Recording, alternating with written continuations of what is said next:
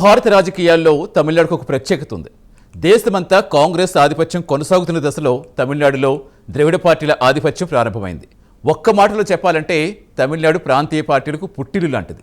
అంతేకాదు, కరుణానిధి, ఎంజి రామచంద్రన్, జయలలిత కొన్ని దశాబ్దాల పాటు తమిళనాడు రాజకీయాలు శాసించారు.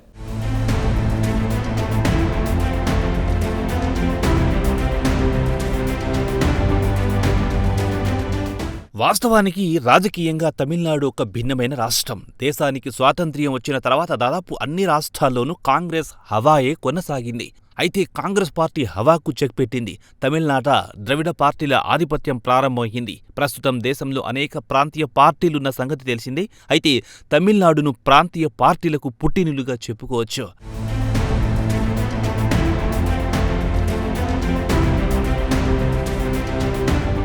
1970ల నుంచి తమిళనాడు రాజకీయాలను రెండు ద్రవిడ పార్టీలు శాసిస్తున్నాయి. ఇందులో మొదటిది ద్రవిడ మునేత్ర కజగం కాగా రెండోది ఆల్ ఇండియా అన్నా ద్రవిడ మునేత్ర కజగం. దీనిని అన్నా డిఎంకే అని కూడా అంటారు. జాతీయ పార్టీలైన కాంగ్రెస్, భారతీయ జనతా పార్టీలది ఇక్కడ అతిథి పాత్రే. సహజంగా జాతీయ పార్టీలైన కాంగ్రెస్, బీజేపీలు ద్రవిడ పార్టీలైన డిఎంకే, అన్నా డిఎంకేలతో పొత్తు పెట్టుకుని ఎన్నికల్లో పోటీ చేస్తుంటాయి. ద్రవిడ పార్టీల సహాయంతో కొన్ని సీట్లు గెలుచుకుని జాతీయ పార్టీలు సంబరపడుతుంటాయి. ఇదిలా ఉంటే తమిళనాట ద్రవిడ పార్టీల ఆధిపత్యానికి బ్రేకులు వేయాలని గతంలో కొన్ని ప్రయత్నాలు జరిగాయి. అయితే ఈ ప్రయత్నాలేవీ సఫలం కాలేదు. తమిళనాట ద్రవిడ పార్టీలదే హవా అని తమిళ తంబీలు తేల్చి చెప్పారు.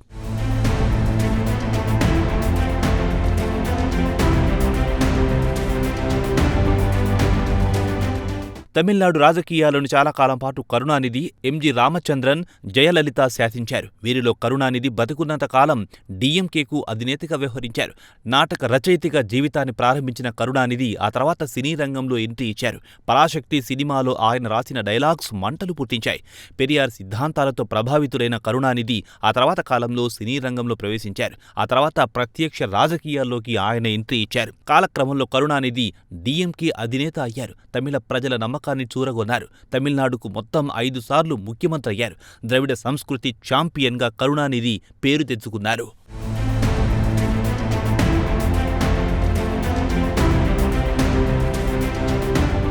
ఇదిలా ఉంటే తమిళనాడు ముఖ్యమంత్రిగా కరుణానిధి ఉన్న సమయంలో సినీ హీరో ఎంజి రామచంద్రన్ కూడా డిఎంకేలోనే ఉన్నారు. కరుణానిధికి అత్యంత సన్నిహితుడిగా ఎంజీఆర్ పేరు తెచ్చుకున్నారు. అయితే 70వ దశకంలో మాటల రచయిత కరుణానిధి, వెండితెర వేలుపు ఎంజి రామచంద్రన్ మధ్య విభేదాలొచ్చాయి. ఈ విభేదాల ఫలితంగా డిఎంకేలో చీలిక వచ్చింది. ఈ నేపథ్యంలో డిఎంకే నుంచి ఎంజి రామచంద్రన్ బయటకొచ్చారు. ఆల్ ఇండియా అన్నా ద్రవిడ మునేట్ర కజగం పేరుతో ఎంజి రామచంద్రన్ కొత్త రాజకీయ పార్టీ పెట్టారు.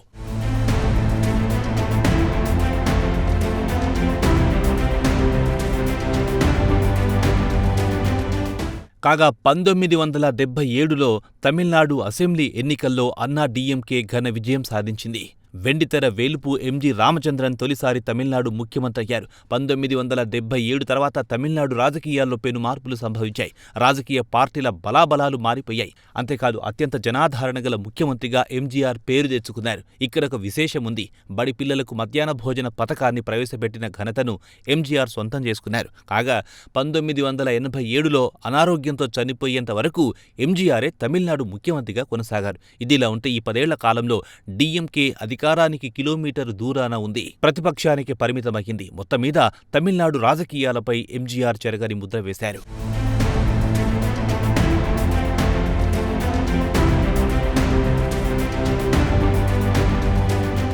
ఎంజీఆర్ మరణం తర్వాత తానే వారసురాలినంటూ ఆయన సతీమణి జానకి రామచంద్రన్ ముందుకొచ్చారు. అయితే ఎంజీఆర్ వారసురాలిగా జానకి రామచంద్రన్ సత్తా చాటుకోలేకపోయారు. ఈ నేపథ్యంలో జయలలితకు అన్నా డిఎంకే క్యాడర్ జై కొట్టింది. ఫలితంగా అన్నా డిఎంకేలో జయలలిత శకం ప్రారంభమైంది. ఎంజీఆర్ తర్వాత అన్నా డిఎంకేలో చక్రం తిప్పిన నాయకురాలు జయలలితే.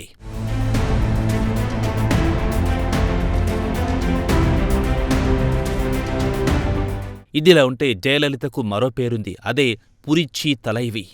అంటే విప్లవ నాయకురాలని అర్థం. అనేక ఆటుపోట్లను ఎదుర్కొని తమిళ రాజకీయాల్లో ఆమె నిలబడగలిగారు. అప్పటి రాజకీయ ప్రత్యర్థి కరుణానిధిపై జయలలిత అలుపెరగని పోరాటం చేశారు. రాజకీయ రంగంలో అనేక విజయాలను ఆమె సొంతం చేసుకున్నారు. సంవత్సరాలు గడిచే కొద్దీ అన్నా డీఎంకేకు జయలలిత తిరుగులేని నాయకురాలయ్యారు. తమిళనాట కొన్నేళ్లపాటు రాష్ట్ర రాజకీయాలు జయలలిత చుట్టూనే తిరిగాయంటే అతిశయోక్తి కాదు.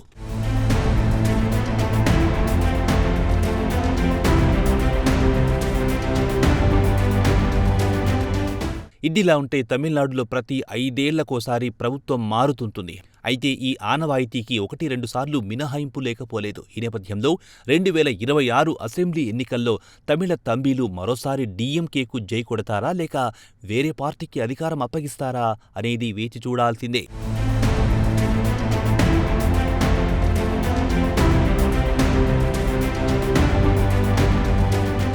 ఏదేమైనా తమిళనాడు రాజకీయాలు 100% భిన్నమైనవి.